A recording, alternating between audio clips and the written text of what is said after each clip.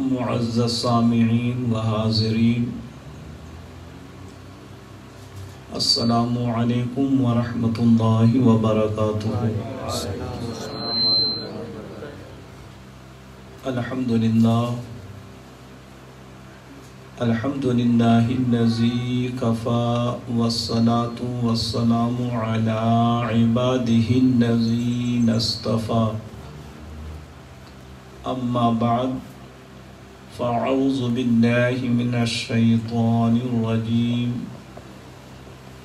بسم اللہ الرحمن الرحیم۔ اللہ ولی الذین آمنوا یخرجہم من الظلمات الی النور، والذین کفروا اولیاءہم الطاغوت یخرجونہم من النور الی الظلمات۔ صدق اللہ مولانا العظیم وصدق رسولہ النبی الامین الکریم، ونحن على ذلك لمن الشاہدین والشاکرین والحمد للہ رب العالمین۔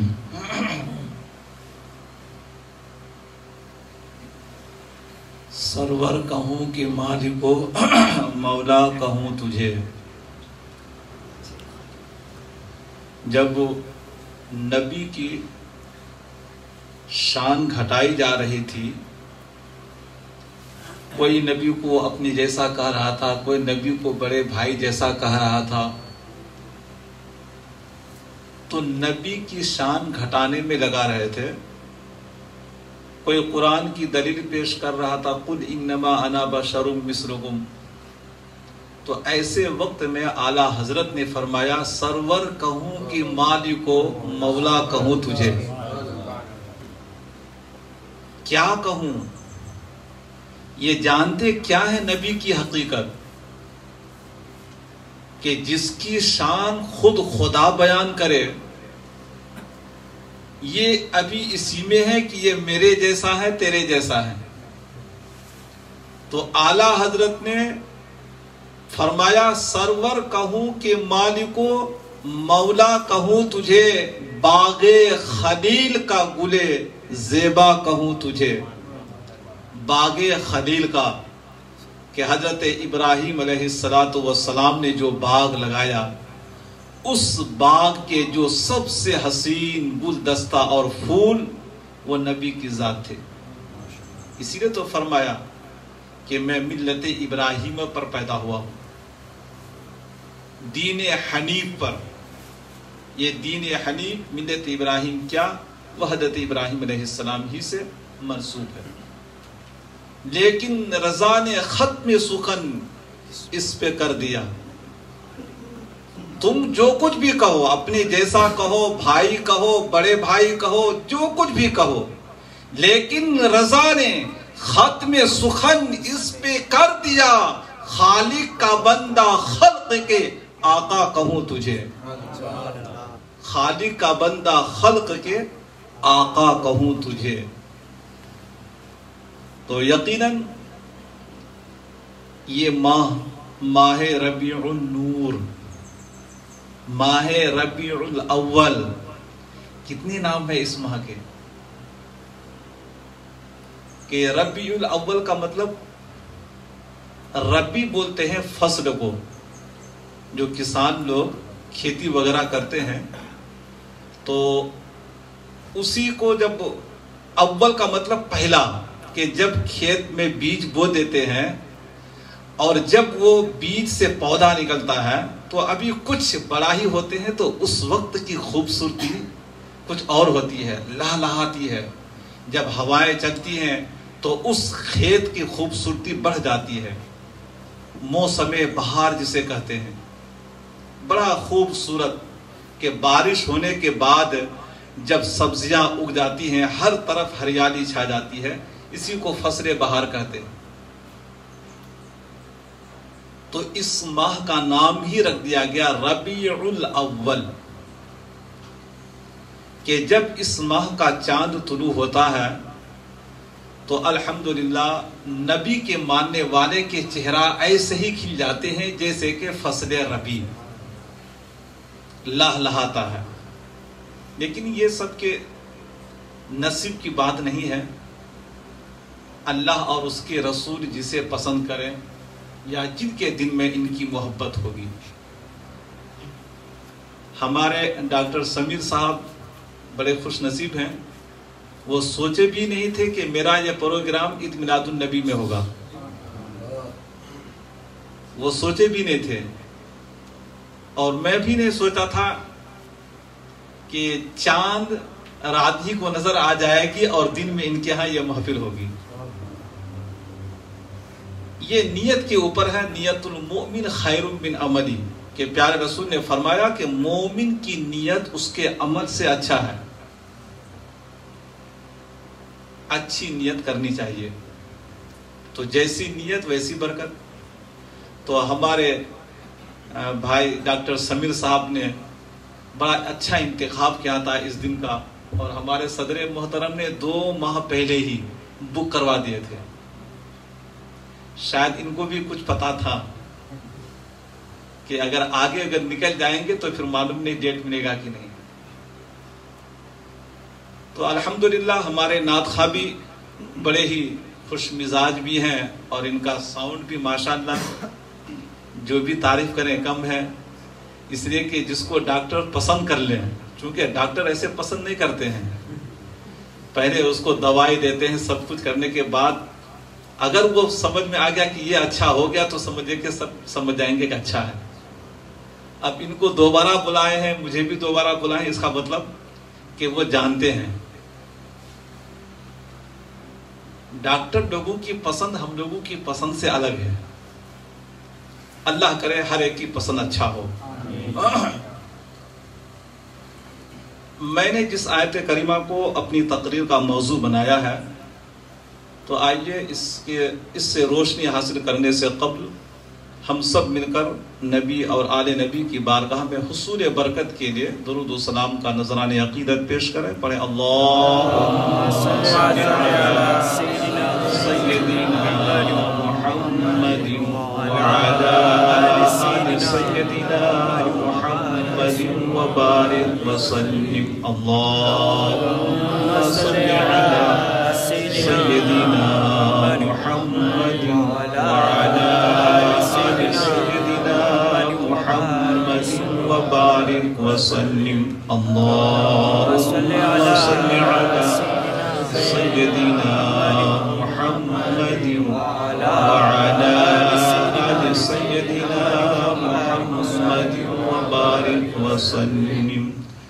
अल्लाहु रब्बु मुहम्मदिन सल्लल्लाहु अलैहि वसल्लम नहनु इबादु मुहम्मदिन सल्लल्लाहु अलैहि वसल्लम सल्लु अलैहि सलातम व सलामन अलैका या रसूल अल्लाह सल्लल्लाहु तआला अलैहि वसल्लम।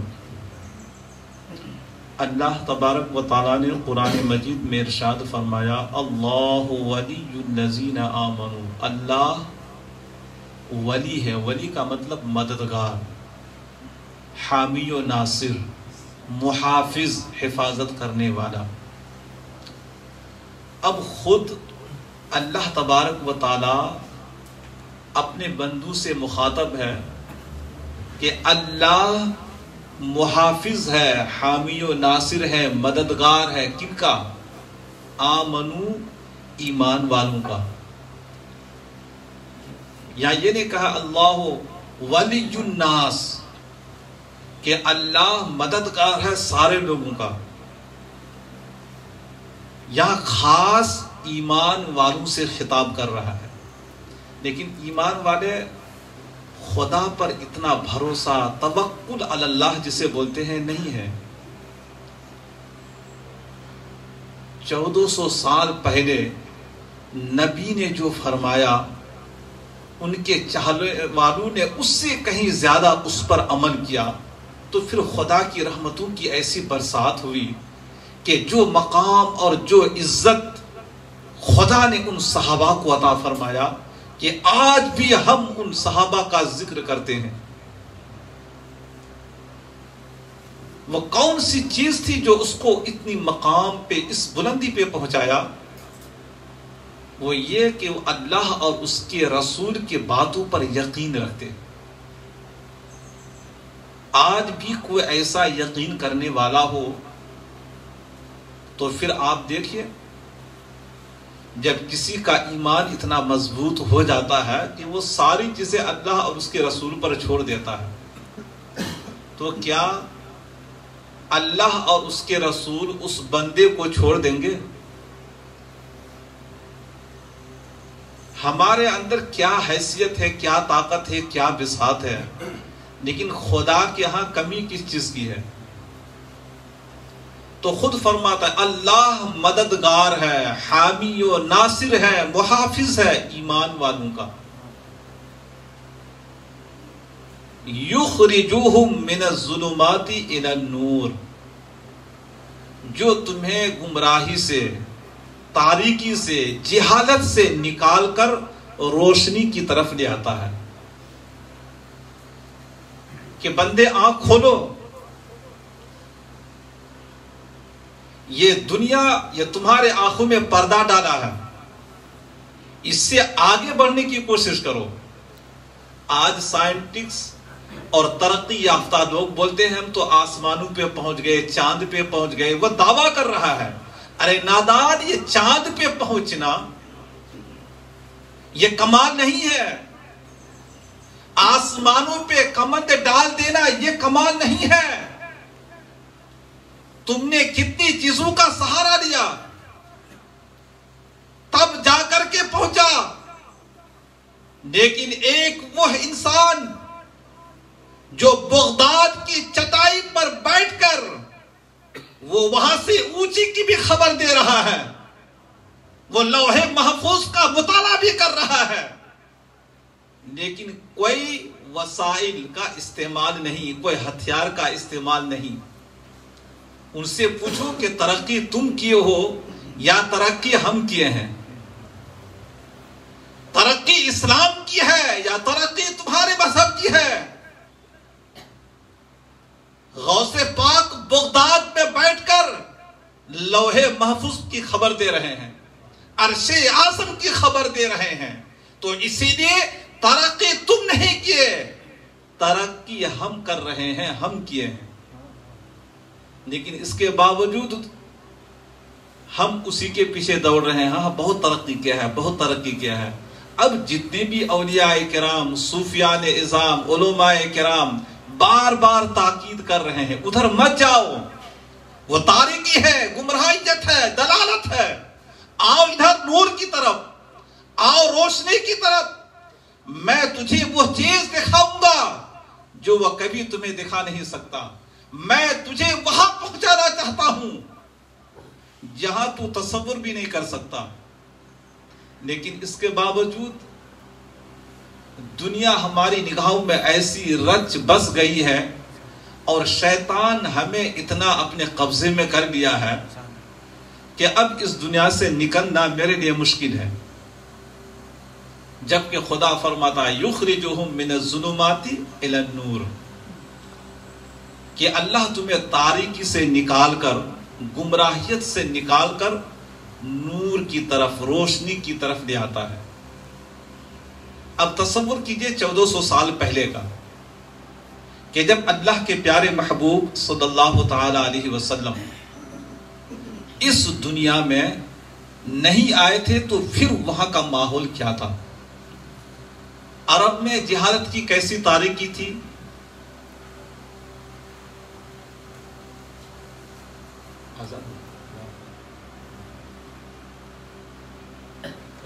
جاری رکھیں کیا؟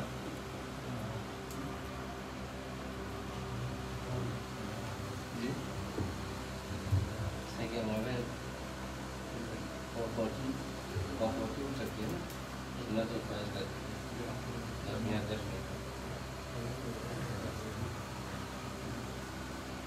ہو جائے گا نا؟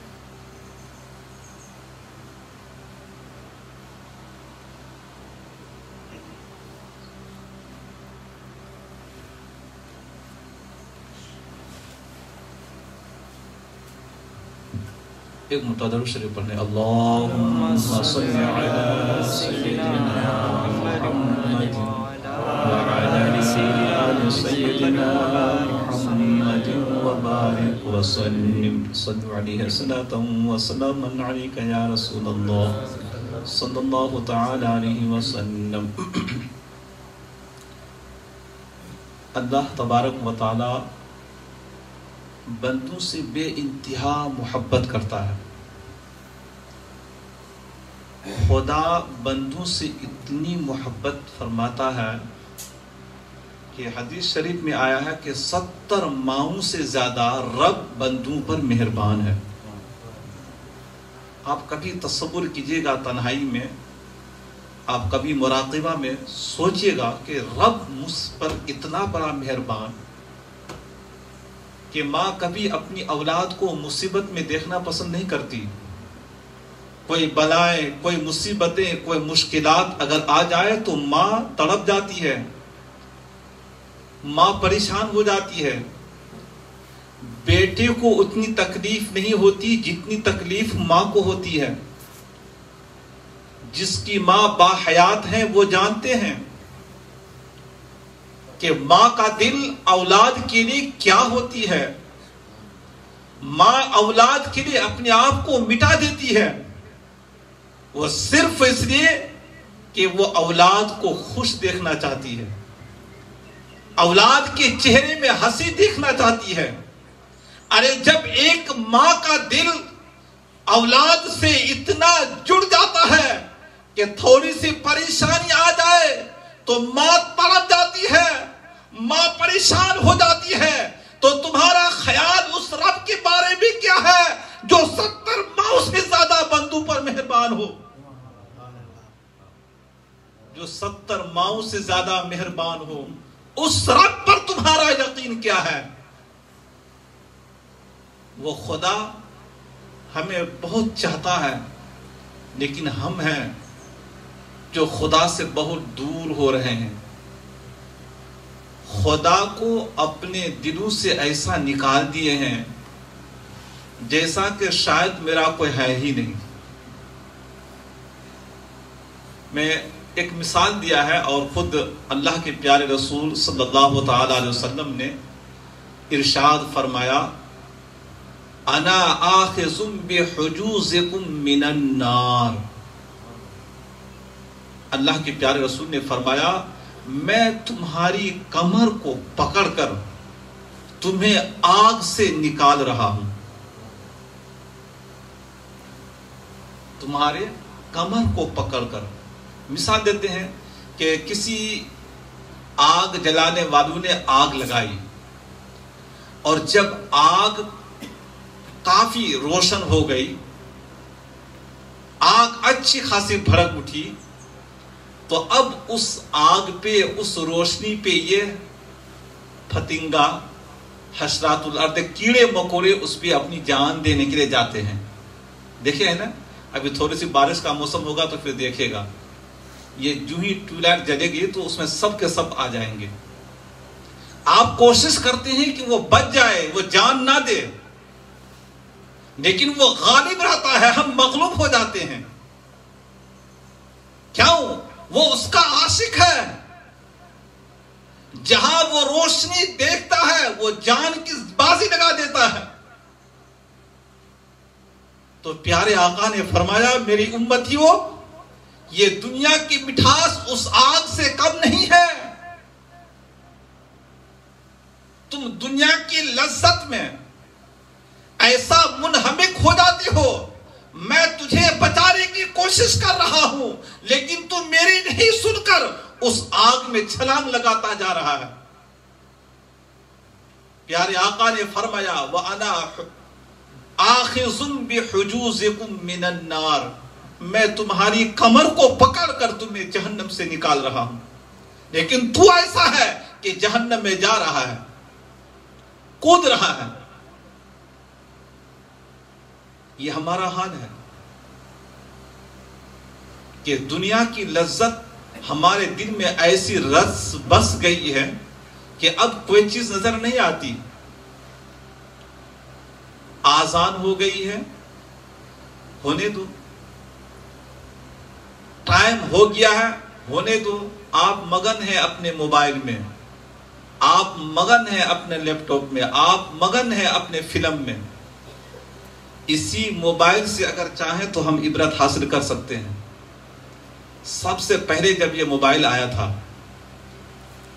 تو صرف ایک کام کرتا تھا، وہ آپ کو دوسرے کی بات پہنچاتا تھا، آپشن اور دوسرا نہیں تھا۔ بعد میں کچھ اور اس میں ڈال دیا گیا، گیم کا اور دیگر چیزیں۔ اب تو اتنی چیزیں ڈال دیا ہے کہ اب سارا کام اسی سے کر سکتے ہیں، سارا آپشن اس میں ہے۔ آپ ایک وقت میں موبائل کے ذریعے کھیل رہے ہیں، نیٹ سے فائدہ بھی اٹھا رہے ہیں، آپ اپنا ضروریاتی کام بھی کر رہے ہیں، ایس ایم ایس بھی کر رہے ہیں۔ ایک وقت میں آپ اس سے 6 7 8 کام لے رہے ہیں، لیکن جو ہی کال آتا ہے وہ سب کو رکا دیتا ہے۔ پہلے وہ آپ کی ضرورت کو پیش کرتا ہے، آپ کھیل رہے تھے لیکن اب نہیں، آپ کا میسج ہو رہا تھا اب نہیں، آپ جو کچھ بھی کر رہے تھے وہ ساری چیزوں کو روک کر پہلے آپ کی ضرورت کو پیش کر رہا ہے کہ کسی اور کا فون آ رہا ہے، آپ اس سے بات کر لیجئے۔ ایک موبائل کہ اس کے اندر ہزاروں آپشن ہوتے ہوئے، لیکن جو اس کی ضرورت ہے پہلے وہ آپ کی ضرورت کو پوری کر رہا ہے۔ اللہ تبارک و تعالیٰ نے ہمیں بھی بے شمار ذمہ داری دیے ہیں، لیکن اس کا مطلب یہ نہیں کہ آزان ہو جائے تو ہم بیٹھے رہیں۔ اس کا یہ مطلب نہیں کہ جب ہمارے حقوق کی ادائی کا وقت آ جائے تو ہم خاموش رہیں۔ نہیں، جب ایک موبائل اپنی ضرورت کو اتنے ذمہ داریوں کے باوجود نبھا رہا ہے، ہم تو انسان ہیں، ہمارا زیادہ فرض بنتا ہے کہ ہم اس ذمہ داری کو نبھائیں۔ اسی لیے آج اللہ تبارک و تعالی انسان کو پاک صاف کرنا چاہتا ہے تاکہ بندے جب میری بارگاہ میں آئے تو وہ پاک و صاف بن کر کے آئے، پاک و صاف ہو کر کے آئے۔ لیکن اس کے باوجود بندہ اس کی طرف توجہ نہیں دیتا۔ ابھی میں ایک مثال کے ذریعے اس کو واضح کر دیتا ہوں اور پھر ٹائم بھی ہو جائے گا، یہ آخری، یہ صرف مثال ہے ہم سب کے لیے کہ ایک انجینئر مکان بناتا ہے، وہ 15 منزلہ کے اوپر اپنا کام کر رہا تھا کہ اب اس کے اوپر جو منزل بنے گی تو کیا ہوگا، کیسے کیا ہوگا، وہ حساب کتاب اپنا اوپر کر رہا تھا، اور 15 منزلہ کے نیچے مزدور کام کر رہے تھے۔ اب اس انجینئر کو ضرورت پڑی مزدور کی، اب وہ پکار رہا ہے، لیکن یہ اپنے کام میں مصروف ہے، سن ہی نہیں رہا ہے۔ نہ تو اس کی آواز میں وہ طاقت اور نہ اس کی کان میں وہ سماعت کی قوت کہ اس کی آواز کو قید کر سکے۔ تو اب ہوا کیا، اب وہ سوچا کہ میرے پاس کچھ تو ہے نہیں، وہ اپنے جیب سے ڈالر نکالا اور ڈالر نکال کر کے اوپر سے پھینک رہا ہے کہ ہو سکتا ہے جب یہ دیکھے گا تو اوپر تو نظر کرے گا کون دے رہا ہے، وہ ڈالر دے رہا ہے۔ یہ مزدور بھی بھلا آدمی، وہ لے رہا ہے جیب میں گھسا رہا ہے۔ وہ 5 کا تھا، سوچے کہ 5 کا چھوٹا سمجھ رہا، 10 کا بھیج دیں، وہ 10 کا دیا، یہ بھی لے رہا ہے جیب میں گھسا رہا ہے۔ وہ 10 کے بعد 50 کا بھیج دیں، وہ 50 کا ڈالا، وہ 50 کا بھی وہی حال کہ وہ اٹھا رہا ہے اپنے جیب میں ڈال رہا ہے۔ اب وہ انجینئر سوچ رہا ہے کہ یہ تو پورا ہی ڈال دیں لیکن یہ توجہ نہیں کرے گا۔ اب وہ دوسرا راستہ استعمال کیا، وہ کیا، ایک چھوٹی سی پتھر اٹھایا اور نشانے سے اس کے سر کو مارا، اور جو ہی پتھر لگا تو اب سر اٹھ رہا ہے۔ پتھر جب اس کو لگا، چوٹ لگی، درد کا احساس ہوا، اب وہ سر اٹھا رہا ہے۔ یہ ایک مثال دیا کہ اللہ تبارک و تعالی ہم کو اچھی زندگی عطا کی، اللہ تبارک و تعالی ہر نعمتیں ہمیں عطا کی، لیکن جب اس کے گھر سے آواز آتی ہے، بلاوا آتا ہے، حی علی الصلاۃ، حی علی الفلاح، ایک وقت نہیں، دو وقت نہیں، بلکہ 5 وقت یہ آوازیں آتی ہے، لیکن میری کان میں اثر نہیں کرتی۔ مؤذن آذان دیتا رہتا ہے، حد تو یہ ہو گئی کہ وہ آذان دیتا رہے، میں اپنے کام میں مصروف ہوں۔ جبکہ پیارے رسول نے فرمایا کہ جب آذان ہوتی ہو تو سارے کام کو چھوڑ دو، اگر قرآن کی تلاوت کرتے ہو اور آذان شروع ہو گئی تو تلاوت کو بھی بند کر دو۔ قرآن کی تلاوت کا یہ حکم ہے کہ اگر تلاوت کے وقت آذان ہو تو قرآن کو بند کر کے پہلے آذان کو سنو، اس لیے کہ جو آذان کو سنتا نہیں اور آذان کے وقت دنیاوی باتوں میں مشغول رہتا ہے تو پیارے رسول نے فرمایا کہ مجھے خطرہ ہے کہ اس کا ایمان پر خاتمہ نہ ہو۔ ایمان پر آپ کا خاتمہ نہیں ہوگا، جب موت آئے گی تو کفر کی موت مرو گے، لیکن اس کے باوجود بھی ہم اس کی طرف توجہ نہیں دیتے۔ آج موبائل چلا رہے ہیں، فلمیں دیکھ رہے ہیں، ساری چیزیں آذان ہو رہی ہے، کوئی پرواہ نہیں۔ جو مزدور کا حال تھا وہی ہمارا حال ہے، اس کے باوجود خدا دیتا ہے۔ آپ اچھا کھا رہے ہیں، اچھا پہن رہے ہیں، عیش و آرام کی چیزیں لے رہے ہیں، خدا اپنا انعام بند نہیں کیا، رزق کے دروازے کو بند نہیں کیا، ہم لیتے جا رہے ہیں، لیکن خدا وہ سوچتا ہے کہ بندہ اب آئے گا، اب آئے گا، اب آئے گا، لیکن دیکھتے ہیں کہ نہیں آ رہا ہے۔ اب خدا کی طرف سے ایک عذاب اترتی ہے، وہ بلا اترتی ہے، ایک مصیبت بن کر وہ بیماری کی صورت میں آپ کو لاحق ہوتی ہے۔ اور جب بیماری آتی ہے اب ہمیں خدا یاد آتا ہے۔ جب لا علاج بیماری لاحق ہو جاتی ہے اب سب کی دعاؤں کی طرف توجہ ہوتی ہے، کون ہے جو میرے حق میں دعا کرے؟ بیماری ایسی لگ گئی ہے کہ اس کی کوئی دوائی نہیں ہے، سوائے موت کی اب کوئی چیز نہیں۔ اگر مجھے بتا سکتی ہے یا تو رب بتا سکتا ہے یا لوگوں کی دعائیں بتا سکتی ہے۔ اب توجہ دے رہے ہیں، اب بندوں کی طرف خیال کر رہے ہیں۔ جب مصیبت آئی تو بھائی یاد آ رہے ہیں، جب مصیبت آئی تو پڑوسی یاد آ رہے ہیں، جب مصیبت آئی تو دوستو احباب یاد آ رہے ہیں۔ جب تک خدا دے رہا تھا نہ تو بھائی یاد آ رہی تھی، نہ تو ماں باپ یاد آ رہے تھے، نہ تو دوستو احباب یاد آ رہے تھے۔ آپ ایسے مگن تھے کہ رب کی نعمتیں لوٹنے میں لگے تھے، سارے چیزوں کو بھلا دیے تھے، لیکن جب خدا عذاب کی صورت میں بیماری دی اب ہر ایک کی یاد آ رہی ہے۔ خدا بھی یاد آ رہا ہے، بھائی بھی یاد آ رہے ہیں، پڑوسی بھی یاد آ رہے ہیں، رشتہ دار بھی یاد آ رہے ہیں، اب سب یاد آ رہے ہیں، اس لیے کہ خدا بندوں سے پیار کرتا ہے، محبت کرتا ہے۔ خدا نہیں چاہتا کہ بندہ گناہوں کے ساتھ میری بارگاہ میں آئے، نہیں، وہ چاہتا ہے کہ جیسا میں نے بھیجا تھا بندہ ویسا ہی پاک و صاف ہو کر آئے، ویسا ہی آئے۔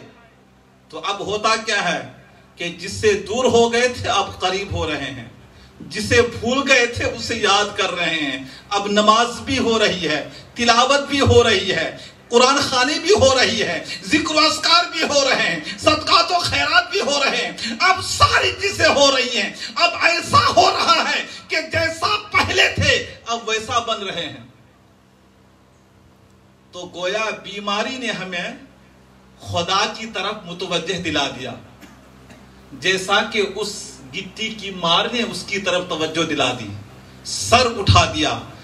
اللہ تبارک و تعالیٰ سے دعا ہے کہ اللہ تبارک و تعالیٰ ہم سب کو اپنی طرف کھینچ لے آئے، ہم سب کے دلوں میں ان سے محبت اور ان کی عبادت کا جذبہ پیدا ہو، تاکہ ہم اللہ کو یاد کر کے انہیں اپنا بنا لیں، ان کو راضی کر لیں، ان کے پیارے محبوب کو راضی کر لیں، اور جب اللہ اور اس کے رسول راضی ہو جائیں گے تو پھر سب کوئی راضی ہو جائیں گے۔ اللہ تبارک و تعالیٰ سے دعا ہے کہ ہم سب کو اس پر عمل کرنے کی توفیق رفیق عطا فرمائے۔ وما علینا الا البلاغ، استغفر اللہ ربی من کل ذنب واتوب الیہ۔ السلام علیکم ورحمۃ اللہ وبرکاتہ۔